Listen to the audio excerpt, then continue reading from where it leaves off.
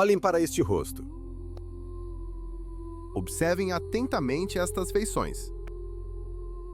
No Neues Museum de Berlim, protegido por vidro blindado, banhado por uma luz criteriosamente calibrada, repousa um busto que se tornou o símbolo universal da beleza feminina. A Rainha Nefertiti.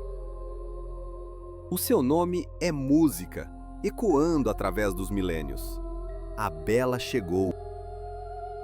Maçãs do rosto salientes, um pescoço esguio, olhos amendoados delineados pelo destino e um sorriso enigmático, quase imperceptível, que promete a eternidade. O escultor Thutmose, que criou esta obra-prima há 3.300 anos, foi um gênio da propaganda. Ele não esculpiu o retrato de uma mulher, ele criou um ícone. Fez-nos acreditar na perfeição divina dos governantes do Egito. Olhamos para este busto e imaginamos uma vida de opulência, de aromas de lótus, de barcos dourados no Nilo e de poder absoluto. Vemos a história de um grande amor entre o faraó reformador Akhenaton e a sua bela esposa, que desafiaram os deuses antigos para construir uma cidade dedicada ao sol. Mas e se este busto for a mentira mais requintada da história? E se, por trás desta fachada perfeita de gesso pintado e calcário, se escondesse uma realidade capaz de gelar o sangue nas veias do homem moderno? Uma realidade feita não de ouro e incenso, mas de carne a apodrecer em vida, de mutações genéticas, de dor insuportável e de uma crueldade que raia a loucura. Durante séculos, as areias do Egito guardaram silêncio. Os túmulos foram saqueados, as múmias desfeitas em busca de amuletos, os nomes arrancados das paredes pelos cinzéis dos inimigos. Parecia que a verdade se tinha perdido para sempre. Mas no século XXI, a arqueologia mudou. Os românticos de capacete de explorador deram lugar a geneticistas de bata branca. O Vale dos Reis transformou-se num gigantesco laboratório de criminalística. Tomógrafos fatiaram as múmias com raios de luz, sem lhes remover uma única ligadura. Sequenciadores de ADN mergulharam no pó dos ossos para ler um código escrito há 33 séculos. E o que encontraram nas células ressequidas das múmias reais destruiu a bela lenda. Esta não é uma história de amor, é a história de uma catástrofe biológica. A história de uma família que, na busca pela pureza divina do sangue, se transformou num gabinete de curiosidades de monstros genéticos. Abrimos o dossiê médico secreto da 18ª dinastia. Arrancamos as máscaras de ouro para ver o verdadeiro rosto daqueles que governaram o mundo. E esse rosto é aterrador. Preparai-vos, estáis prestes a ver o Antigo Egito como apenas os anatomopatologistas o viram. A nossa investigação não começa num palácio, mas num lugar que mais parece a cena de um crime após a ocultação de provas. Ano de 1898, a idade de ouro da egiptologia.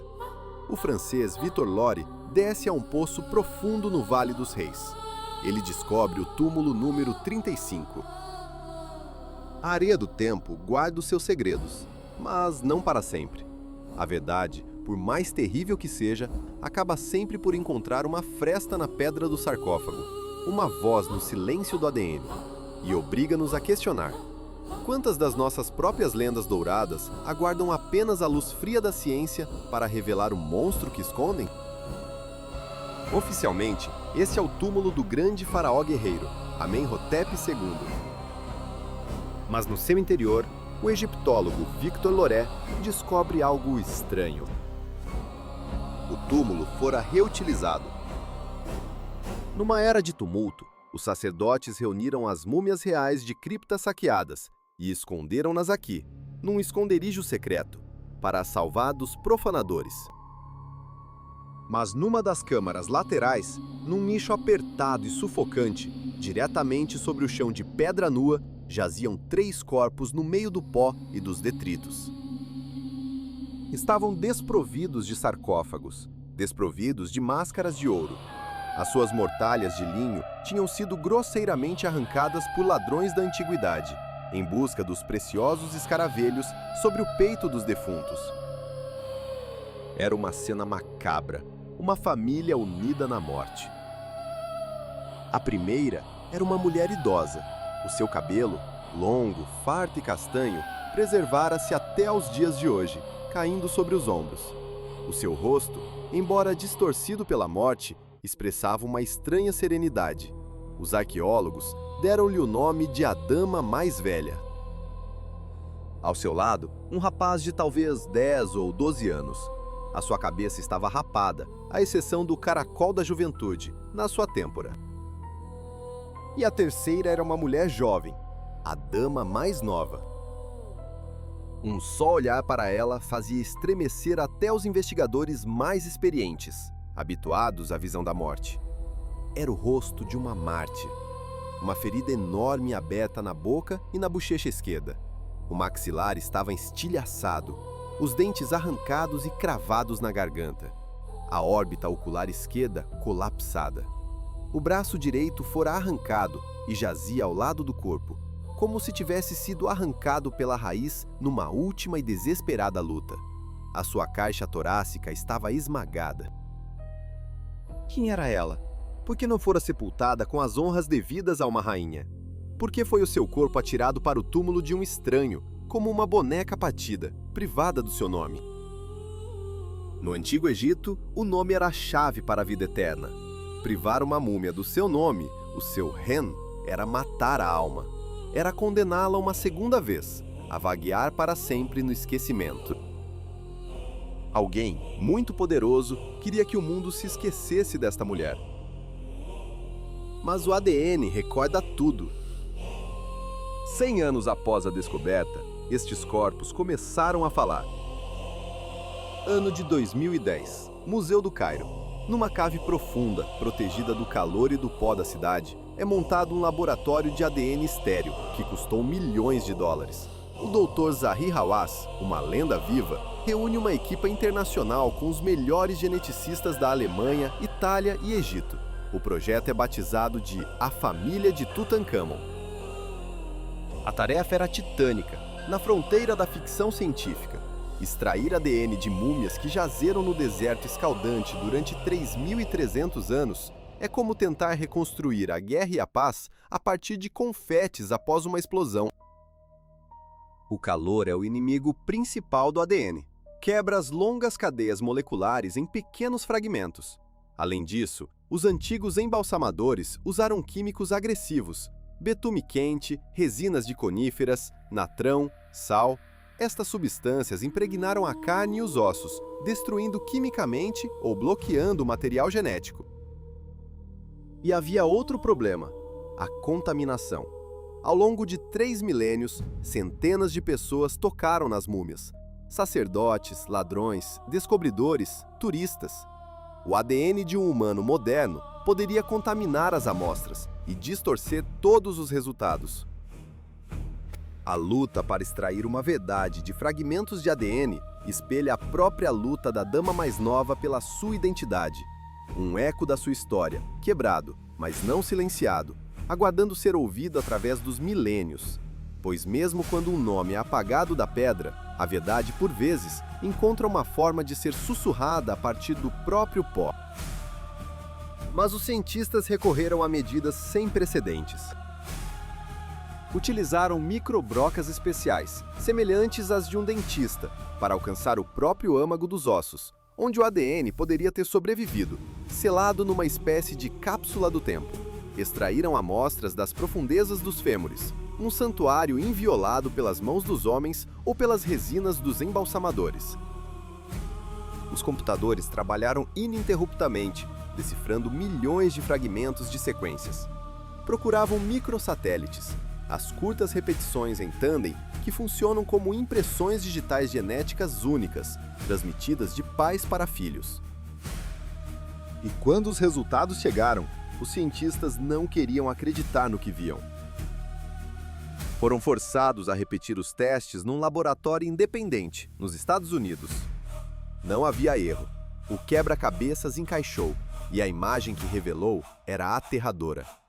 Foi o primeiro golpe que a ciência desferiu contra os mitos românticos. A genética confirmou que a dama idosa da tumba KV-35 era a grande rainha Tie, esposa de Amenhotep III, e a dama jovem era a mãe biológica de Tutankhamon. A notícia foi uma sensação à escala mundial. Já sabíamos quem era o pai de Tutankhamon, o faraó herético Akhenaton, cujo corpo fora encontrado na misteriosa tumba KV-55, um facto que o ADN confirmara. Agora, tínhamos encontrado a mãe. Mas quem era ela? Não era Nefertiti, nem a esposa secundária, Kia. A análise genética foi mais longe. Os cientistas compararam o ADN da dama jovem com o dos grandes faraós do passado. Descobriram que os seus pais eram Amenhotep III e a rainha Tie. E aqui o detalhe crucial. Os pais de Akhenaton, o pai de Tutankhamon, eram também Amenhotep III e a rainha Tie. A conclusão foi tão inescapável como o veredito de um tribunal. Akhenaton e a dama jovem eram irmãos germanos, de sangue puro, do mesmo pai e da mesma mãe. A lenda do grande amor entre Akhenaton e Nefertiti, aquela que supostamente lhe dera um herdeiro, ruiu. Se a dama jovem fosse Nefertiti, significaria que ela era irmã do seu próprio marido. Mas os registros históricos silenciam esse facto. Nefertiti nunca é chamada filha do rei. Os seus títulos são Grande Esposa Real, Senhora das Duas Terras. Tudo indica que provinha de outro ramo da nobreza. Isto significa que a mãe do faraó mais famoso da história não foi a lendária beleza do busto, mas uma irmã anônima de Akhenaton, usada como incubadora biológica. Tutankhamon era o fruto do mais severo incesto de primeiro grau. Por que o fizeram? Os egípcios antigos não conheciam a genética, mas eram obcecados pela teologia. Os deuses casavam com as suas irmãs, Osíris com Ísis, Sete com Néftis. Os faraós consideravam-se encarnações terrenas dos deuses. Acreditavam que o seu sangue era ouro líquido, uma substância solar. Misturá-lo com o sangue de um humano comum, mesmo de um nobre de alta patente, significava diluir a essência divina, enfraquecer a proteção mágica do Egito. Eles queriam criar uma raça de super-humanos, iguais aos deuses, mas em vez de deuses, geraram monstros. A natureza não conhece títulos. A natureza conhece as leis da hereditariedade. As leis da natureza cobrariam um preço terrível pela sua soberba. Observe-se a arte do período de Amar. As estátuas de Akhenaton parecem saídas de um filme de terror ou de ficção científica. Um crânio alongado, ovoide, desproporcionalmente longo.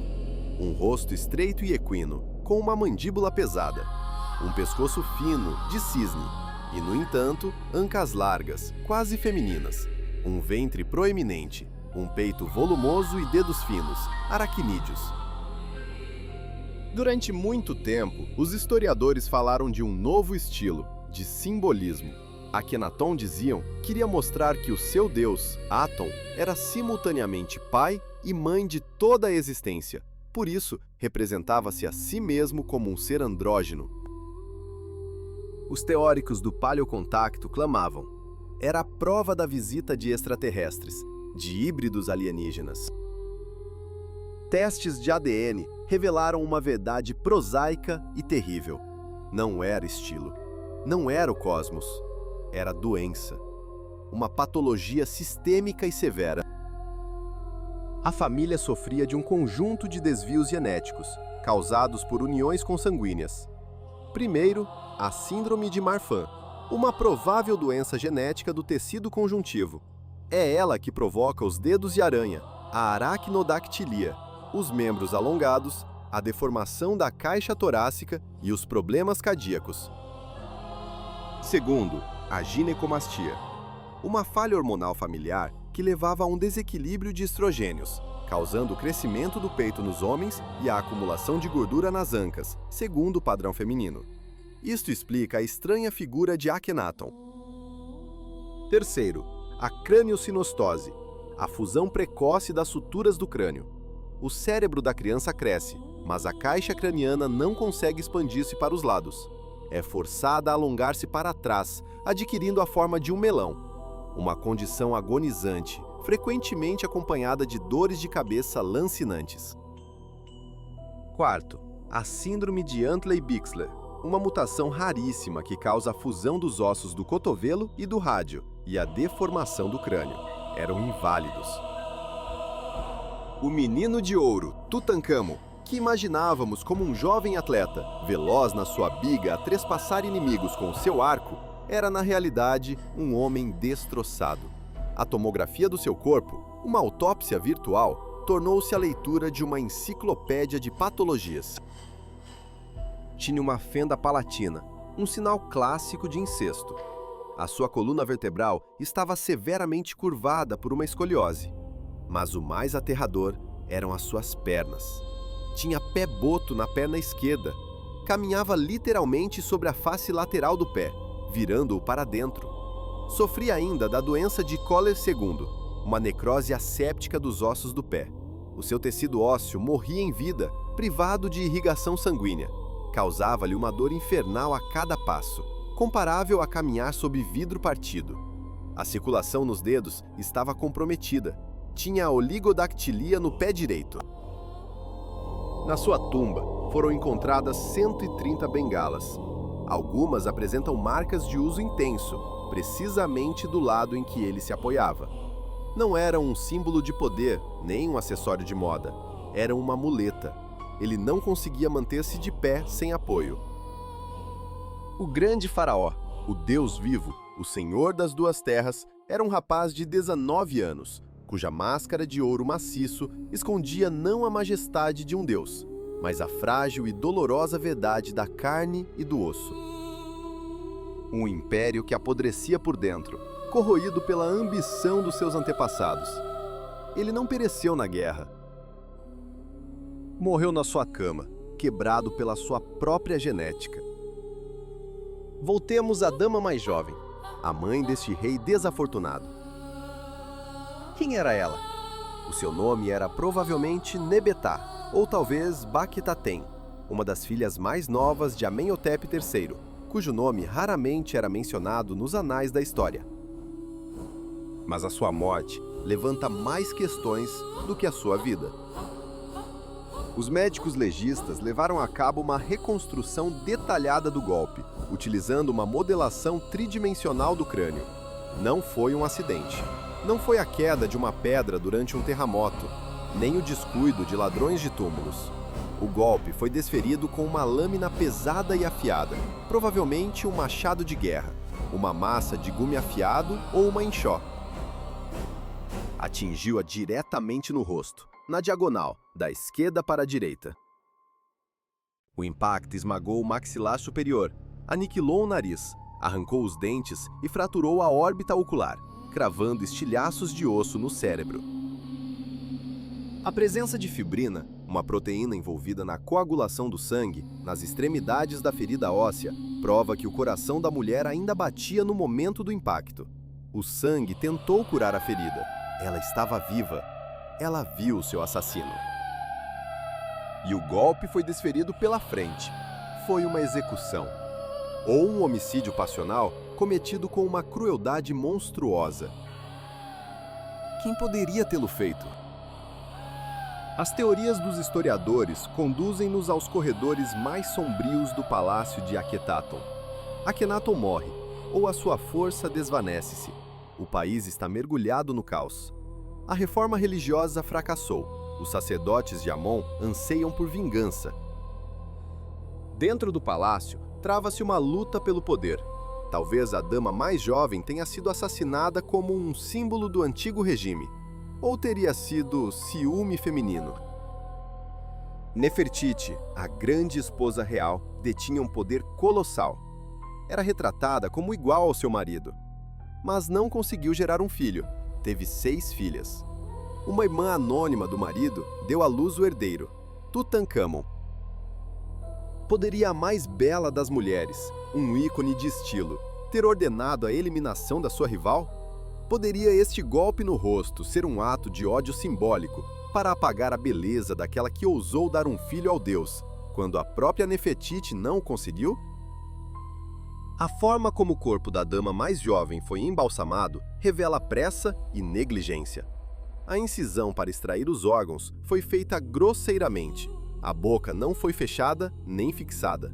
Na tradição egípcia, uma boca aberta é um grito eterno, a impossibilidade de proferir justificações no julgamento de Osíris. Não quiseram apenas matá-la, quiseram amaldiçoá-la. Não lhe deram nome, nem sarcófago. Foi atirada para uma pilha com outros corpos, como lixo. Mas a descoberta mais desoladora e terrível aguardava os cientistas no próprio túmulo de Tutancâmon.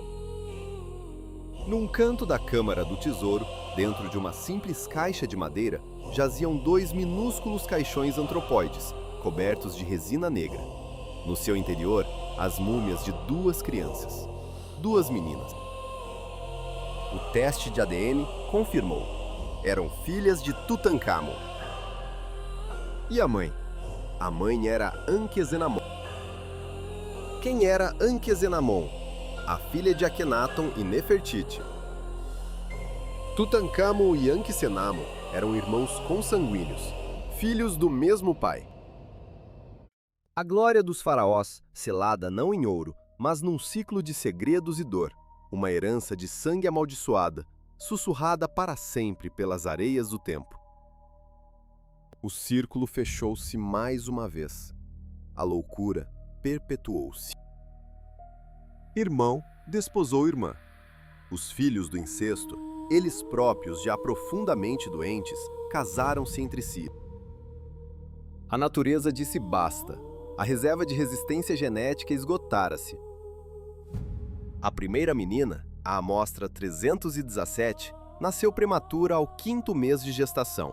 Não deu um único suspiro. A segunda, quase a termo, revelou, através da tomografia, um quadro aterrador do seu desenvolvimento intrauterino.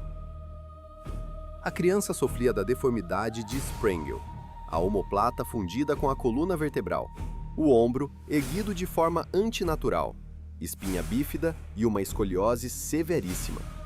Era inviável. A 18ª dinastia, a linhagem dos grandes conquistadores. Tutemósidas, os construtores de Luxor e Karnak, não terminou no campo de batalha, sob as rodas das bigas hititas.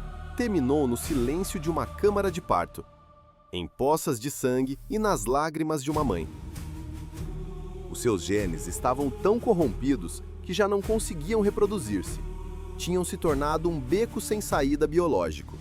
O sangue dos deuses transformara-se num ácido que dissolvia a própria carne. Tutancâmon, ele mesmo um rapaz doente, enterrou os seus próprios filhos, compreendendo que a sua linhagem estava condenada. Esta é a verdadeira tragédia do faraó dourado. Não a maldição mítica da múmia, sobre a qual os jornais escreveram na década de 1920, mas a maldição real, gravada no ADN. Então, onde está a própria Nefertiti? Se a dama mais jovem é a irmã de Akhenaton, mas não Nefertiti, pois esta não era filha de um rei por sangue, para onde desapareceu a grande esposa real? Durante muito tempo, acreditou-se que ela morrera de peste ou caíra em desgraça no 12º ano do reinado de Akhenaton, pois o seu nome desaparece dos registros. Mas novas decifrações de inscrições hieráticas nas pedreiras de Deir el-Becha contam uma história diferente. No 16º ano do reinado de Akhenaton, pouco antes da sua morte, Nefertiti ainda estava no poder. Mais do que isso, tornara-se sua corregente. Existe uma teoria de suster a respiração. Nefertiti sobreviveu ao marido. E não apenas sobreviveu, tornou-se faraó, uma mulher faraó, governando sozinha sob o nome de trono Nefer-Neferuaten, ou Smenkhare. O debate sobre a identidade persiste. Ela governou o Egito com mão de ferro durante vários anos, tentando salvar a dinastia do colapso e, possivelmente, até iniciou o regresso aos deuses antigos, compreendendo o erro do seu marido. Mas onde está o seu corpo? Um faraó de tal magnitude não poderia ter sido simplesmente enterrado na areia.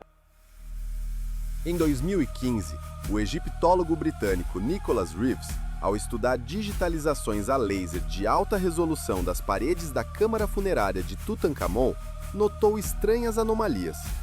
A textura do estuque era irregular.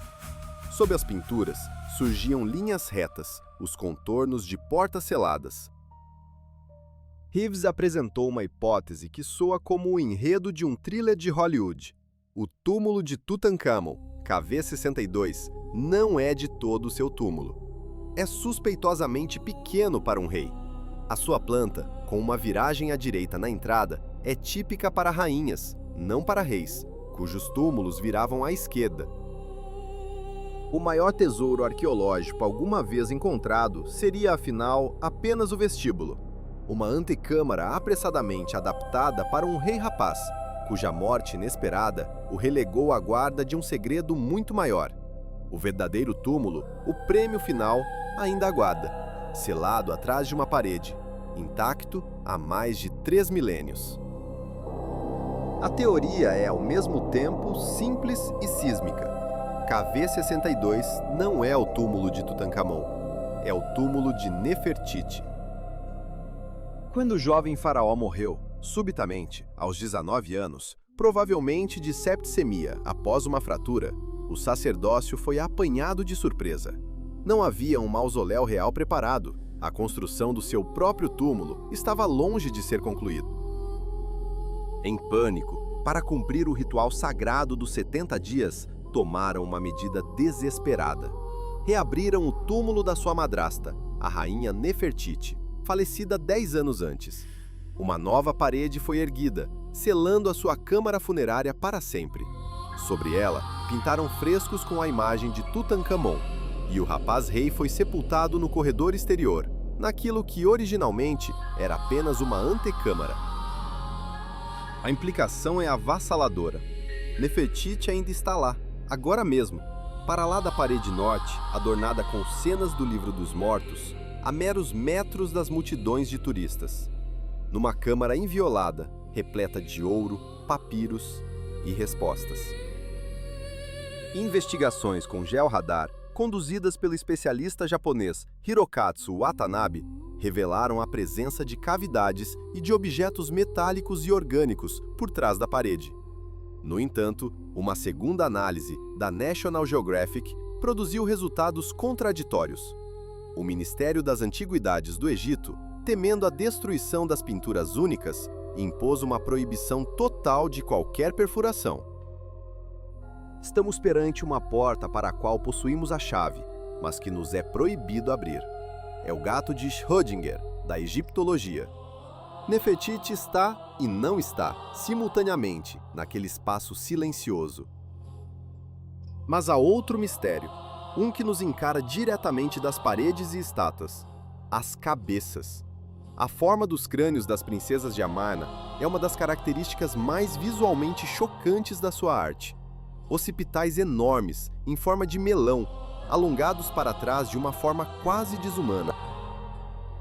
A tomografia da múmia de Tutankhamon, da Dama Jovem e do próprio Akhenaton revelou que os seus crânios eram de facto alongados, uma condição conhecida como dolicocefalia, mas não de forma tão grotesca como a arte a retratava. Foi então que os antropólogos descobriram a prova de uma prática assustadora: a ligadura. A família real praticava a deformação craniana artificial. Desde os primeiros dias de vida, as cabeças dos bebés eram firmemente envolvidas com talas e tecidos, forçando os ossos a crescer para trás. Por quê? Para se assemelharem ao pai. Em Akhenaton, a deformação era provavelmente o resultado de uma condição médica, talvez crâniosinostose ou hidrocefalia, mas a sua família transformou a doença num culto. Deformaram deliberadamente os seus próprios filhos para que estes ostentassem o selo físico de um deus. Era uma moda de monstruosidade, elevada a um ideal de beleza divina. Imagine-se a dor dos recém-nascidos, os seus crânios moles, comprimidos num torno de tecido, para se conformarem a um padrão estético de loucura. era uma marca de casta, um sinal de pertença. Os estranhos não eram bem-vindos. Tente-se conceber a atmosfera psicológica em que estas pessoas viviam. A cidade isolada de Akhetaton, construída por Akhenaton no meio do deserto em poucos anos. As suas fronteiras, demarcadas por estelas, eram proibidas de ser cruzadas. Um sol abrasador, refletido pela pedra calcária branca. Um pai fanático, que via Deus no disco solar e destruía milênios de tradição. Uma mãe, Nefertiti, obcecada pelo poder e pelo nascimento de um herdeiro que nunca chegava. E as crianças? 6 filhas, presas entre a heresia do pai e a ambição da mãe. Os seus corpos moldados desde o nascimento para refletir a imagem de um deus solitário. E depois, o enteado doente, Tutankhamon. Eles viviam numa jaula dourada, casavam-se apenas entre si, viam apenas os seus próprios reflexos. Era um culto fechado, com as dimensões de uma família, que governava o império mais poderoso do mundo. O retrato psicológico de Tutankhamon é uma tragédia. Cresceu órfão. A sua mãe, a chamada Dama Jovem, foi assassinada quando ele era apenas um lactente. Foi criado pela sua madrasta, Nefertiti, que talvez o odiasse como a prova viva da sua própria incapacidade de gerar um herdeiro masculino. Mais tarde, desposou a sua própria meia-irmã. Ele nunca foi um governante poderoso. Era uma marioneta, cujos fios eram movidos pelo envelhecido vizir Ai e pelo general Horemheb. Estas eminências pardas governavam o país, enquanto o rei menino brincava com seus brinquedos e era atormentado por dores lancinantes nas pernas. A sua morte precoce, aos 19 anos, não foi uma tragédia para o Estado. Foi um alívio. Morreu de septicemia, uma infecção generalizada no sangue. Foi a consequência de uma fratura exposta na perna, provavelmente sofrida numa queda de uma carruagem, na qual precisava da ajuda de servos para se erguer, incapaz de se suster sozinho. O seu organismo, desprovido de imunidade após gerações de endogamia, simplesmente cedeu. A malária, cujo parasita, o Plasmodium falciparum, foi encontrado no seu ADN, desferiu o golpe final. Após a morte de Tutankhamon, a dinastia colapsou. A sua viúva, Ankhesenamun, a última da sua linhagem, tomou uma medida desesperada. Numa carta ao rei dos Hititas, inimigos do Egito, ela suplicou: "O meu marido morreu, não tenho filhos. Envia-me um dos teus filhos, e ele tornar-se-á meu marido e rei do Egito. Tenho medo de tomar um dos meus servos como marido." O servo a que se referia era o seu próprio avô, Ai. Ela estava aterrorizada com a perspectiva de se casar com o velho vizir. O príncipe hitita, Zananza, partiu para o Egito, mas foi assassinado na fronteira, muito provavelmente por ordem de Horemheb. Ankhesenamun desapareceu da história. Ai tornou-se faraó. Depois dele, Horemheb. Os novos governantes iniciaram a mais implacável das operações, a Damnatio Memoriae, a condenação ao esquecimento. Destruíram os nomes de Akhenaton, de Nefertiti, de Tutankhamon. Desmantelaram os seus templos, pedra por pedra. Despedaçaram as suas estátuas. Queriam apagar este período da história como se fosse um pesadelo. O túmulo de Tutankhamon foi soterrado por detritos durante a construção da tumba vizinha, a de Ramsés VI, e permaneceu esquecido durante 3.000 anos. Foi precisamente este esquecimento que o salvou dos saqueadores. A análise de ADN da 18ª dinastia rasgou as máscaras e revelou-nos o reverso da grandeza.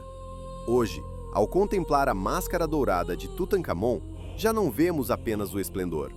Vemos a dor e o sofrimento de uma criança. Ao olhar para o busto de Nefertiti, já não vemos apenas a beleza fria. Vemos a ambição, o fanatismo e a crueldade que levaram uma dinastia à catástrofe. A ciência mostrou-nos o preço que os humanos pagam pela tentativa de se elevarem acima da natureza. E a natureza não perdoa a arrogância. As leis da biologia são unas para todos, desde o mais humilde camponês até ao Deus vivo, o faraó. A história de Nefertiti e da sua família não é uma imagem resplandecente para um folheto turístico. É um thriller sombrio sobre a degeneração. É a história de como a maior dinastia do mundo se destruiu a si mesma, por dentro.